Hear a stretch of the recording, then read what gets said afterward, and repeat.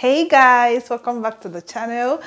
If this is your first time here, hello, welcome to this amazing family. Thank you so much to my subscribers. Thank you so much for your support. You guys are amazing.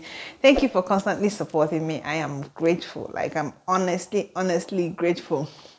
Today is going to be a very funny video.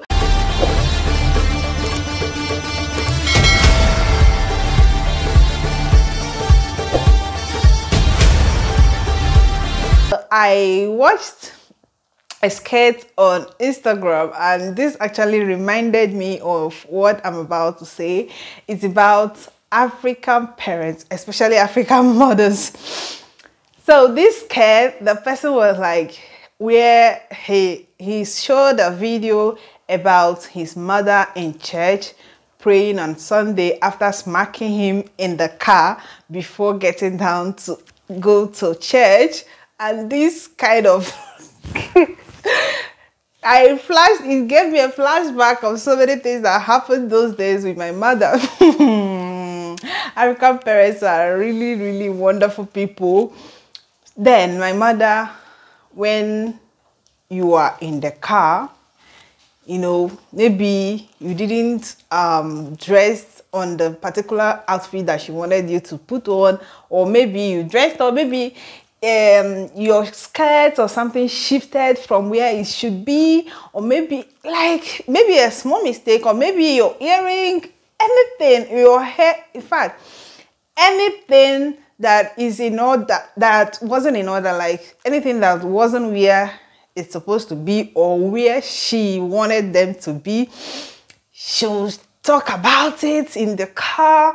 And then before you get down from that car, believe me, you cannot get down from that car if you did not dress the way she wanted you to dress. Secondly, then when we are growing up, you are not allowed to, like at that very early stage, you're not allowed to apply makeup. We'll go to my elder sister's room, and we'll take maybe her lipstick and we apply it. You know how you just apply a very little lipstick on your lips, as no one is supposed to. You know, we'll just keep our lips like that, and you know, we are kids, but she an adult, she already know what's up, and she'll just be talking. Maybe you use your hair and you just face one side and you'll be answering, yes ma, yes. You just feel, oh, are you not the one I'm talking to? And you'll be forced to open your mouth, or maybe turn to her direction, and then she will catch you. And at some point, it might be that she was not able to see you until in the car. Then, before you get down from the car, she will ask you to clean up. Hey, you will clean everything. My sister sometimes then can just practice makeup on our faces, and she will give us, draw some eye pencil or a little lipstick on our lips, and then she will say, go. She knows that my mother will not like it. She will change her mind on this particular day. Then on that day, when she catches us, she will be like, who robbed you this thing? And that time it might actually be when you are about to get down from the car to enter the church. She will give you tissue, or she will give you an handkerchief. You have to clean. You will clean. You will stay there clean. And you know, when after applying makeup or something, maybe you rub foundation or eye pencil, and then you are asked to clean it. Just using handkerchief, you know, a very stiff and strong handkerchief to clean it, you know, your face will, like, the feelings that you have on your face won't be the same again. But yeah, you have to do it. What am I talking about? This, like, this guy, he showed, if I see the skirt, like, I'm going to put it, it's so funny. Then he showed the skirt, or the video of his mother in church after beating him up in the car, and you know, his mother was worshiping, speaking in Tonika, like the mother was worshiping in the church, and he was sitting somewhere like giving her that face, like, who do you think you're talking to after beating me in the car? Are you sure God is going to answer this prayer? And then his cousin, who is his friend, is also sitting beside him and was doing like they were just giving themselves this eyes, this look of look at her. And you know, it was so funny that I remember this and I'm like, why do African mothers do this? And the next thing is when she's finally in the church, you stay where she wants you to stay. If by any means or by anything, like anything happened and you moved from where you were supposed to stay, then in the church there used to be the children, we are facing some parts, and like they have some side for the children, if I can remember, but there is other, but she always wants you to stay on a place where her eyes can always get to you, where she will always give you that eye. Like my mother can use her eye, like she can use her eye to beat you up without you being closer to her. She can just be sitting where you are, or maybe, you know, kids, you'll be playing with some other kids in the church. Kids, what do we know that is happening in church? You just stay on your own. Maybe someone, you know, touched you or touched your clothes or touched the flower or the rose or any design on your clothes, and she will be on her seat, and mistakenly your eyes and her eyes will catch, and she will be like the eye that she will give you, you already know that hey, today is Wahala day. Like when we get home, you are in trouble.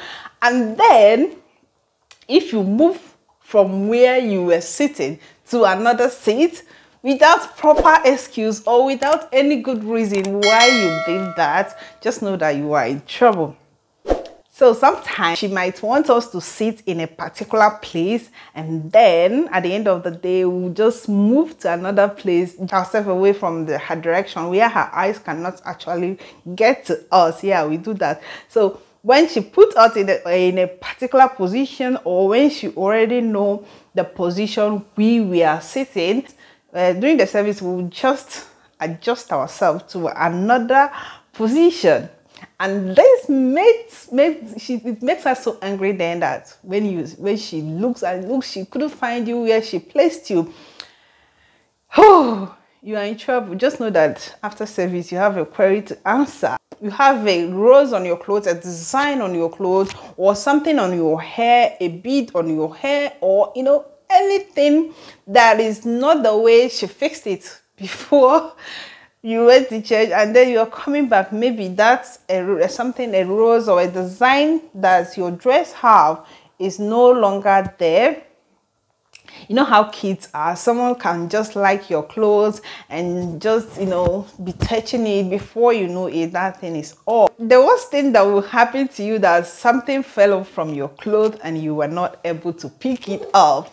That day, you are actually in a soup, like in a very hot soup. My baby is laughing. We coordinate ourselves so well in church. Like, we are known for this. We coordinate ourselves so well. It's not that we don't like playing in church, or we don't like doing what other kids are doing, but because we have an eye on us. Now, after playing, when you get home, you have a query to answer. So we just have no other reason, like we have no other option than to maintain. Like, we'll just sit still.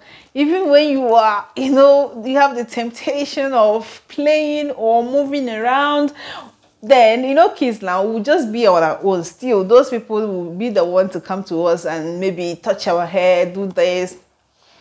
And then my mother will be looking. Hey, we grew up in a Catholic home. So it gets to the stage of communion in Catholic church. You get to a stage where you have to receive Holy Communion and all of that. Stage was like another stage all to its own, because any day you did not take communion in the church, my God, like when I'm looking at all those things now, I'm like, Jesus, our parents, they are going extreme, like they went extreme. Like, you did not receive communion on a particular Sunday.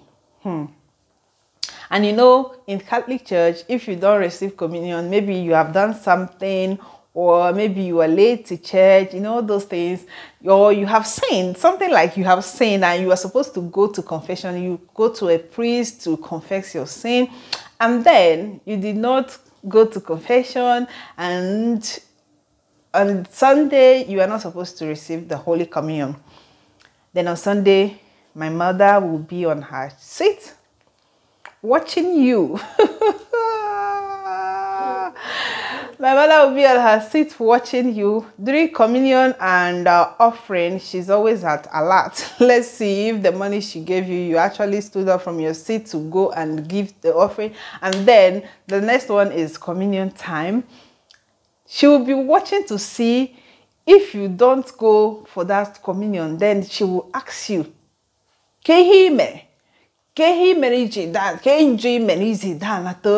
on Sunday. Hey God. I'm like, when I remember all those stuff, I'm like, even if I sin, am I supposed to confess to you?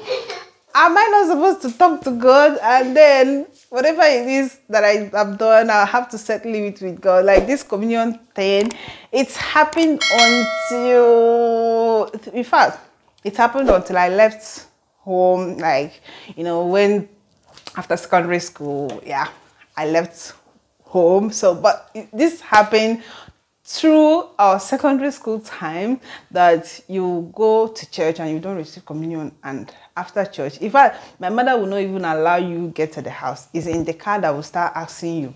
Just as you're entering the car, already know that you've done something wrong. So be ready to give your answers.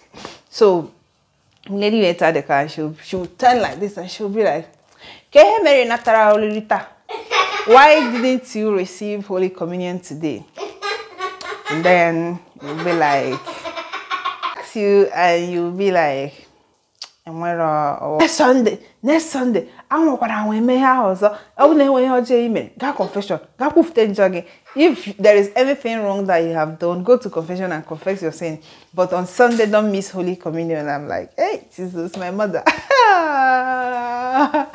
There are a lot of things that our African mother did, and they are still doing. Like, when I remember it, I'm like, oh my God. You guys, you didn't give us any space, any breathing space. Some things that you remember, when you remember where you're coming from, you know, no, you're not supposed to indulge in such things. And there are some things that when you see and you remember where you are coming from, you just look away. Yeah, this is not for me. Okay, so my mother is a very disciplined woman. Likewise, my father. I think my father's story is my father's own is even worse than my mother's own, but I'm just starting with my mother's own because the scare that I watched is about mother. I think at some point in our lives, my father took over and my mom wasn't really talking too much again. You know, my mom was like now calm, and then my father took over. Like he took over entirely. All those things my mom was doing, my father was now the one doing it. Like in church, he was now the one watching you, that when you come to the car, in fact, he will give you a punishment like, since you did not receive communion, since you didn't receive communion today, go down from my car. Today you will walk home. You're not going to use my car. And yeah, it happens. But I think that story is going to be in another video, as I know this one is already long. Please let me know in the comment section if you have an African parent as mine, a strict African parent, like who watches you in church or who does some similar things to what I just shared.